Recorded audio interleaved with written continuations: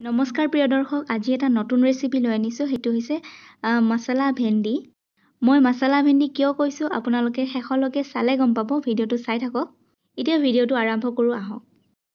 মই ইয়াতে ভেন্দি লৈ লৈছোঁ আৰু এইখিনি ভালদৰে গোটাই গোটাই ধুই লৈ কাপোৰ এখনেৰে মুচি লৈছোঁ, যাতে কাটিলে এইটো বিজল বিজল ওলাই নাহে। পানী লাগিলে ভেন্দিৰ পৰা বিজল বিজল ওলাই আহে। আৰু মাজেৰে এনেকৈ মই ফালি দিছোঁ। গোটেইখিনি কাটা নাই, আৰু এটা কাটি দেখুৱাইছোঁ চাব। ঠিক এনেকুৱা। মছলাৰ ভিতৰত মই ইয়াতে লৈ লৈছোঁ 2 চামুচ বেচন, 1 চামুচ জিৰা গুড়া, 1 চামুচ ধনিয়াৰ গুড়া, জলকীয়া গুড়া 1 চামুচ, আৰু হালধি পাউডাৰ আধা চামুচ, গৰম মছলা আধা চামুচতকৈও অলপমান কম, সোৱাদ অনুসৰি নিমখ দিছোঁ। ইয়াতে আদা নহৰুৰ পেষ্ট দিছোঁ। নহৰু বহুতে খাই বেয়া পায়। নহৰুৰ জেগাত আপোনালোকে আদাৰ পেষ্টটো দিব পাৰে। ইয়াতে অলপমান পানী মিক্স কৰিছোঁ আৰু গোটেইখিনি মিশ্ৰণ মিক্স কৰি লৈছোঁ ভালদৰে। ঠিক এনেকুৱা হ'ব লাগিব। এতিয়া মই ভেন্দিখিনিত মছলাখিনি সোমাই ল'ম। ভেন্দিটো গোটেইখিনি মই ফালি দিয়া নাই, দেখিব পাৰিছে। আৰু মছলাখিনি মই এনেকুৱা ভেন্দিটো অলপমান মেল খুৱাই লৈ ইয়াৰ ভিতৰত মছলাখিনি সোমাই দিছোঁ।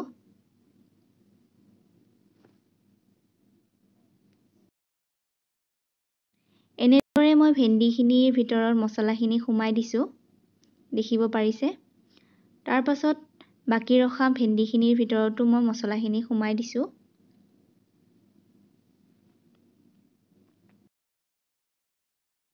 মই 12-13টামান ভেন্দি লৈছোঁ, আৰু এইখিনি ভেন্দিত এইখিনি মছলা আটি গৈছে।